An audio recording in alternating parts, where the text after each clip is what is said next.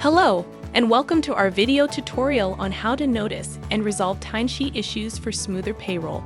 With Connecteam, we want payroll to be as simple and quick as possible. As a result, when looking at the Timesheets tab, you can quickly filter and see any timesheet that contains conflicts or unanswered requests by your employees. If you try to export the timesheets, you will be warned that there are issues to be resolved. Let's dive deeper and see how we can resolve them. When accessing a specific employee, you can see what types of issues exist. When clicking on one, you have the option to review or ignore the issue if it is not relevant. Let's go over the issues that may exist by using the quick filters at the top. In the first example, I have a time off request that hasn't been approved yet, which I want to attend to, so I'll click on Review and Approve.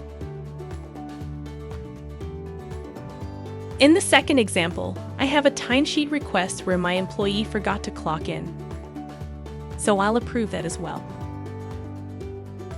Finally, it looks like an admin added hours twice to an employee, meaning I might pay him twice, so I'll go ahead and resolve that conflict.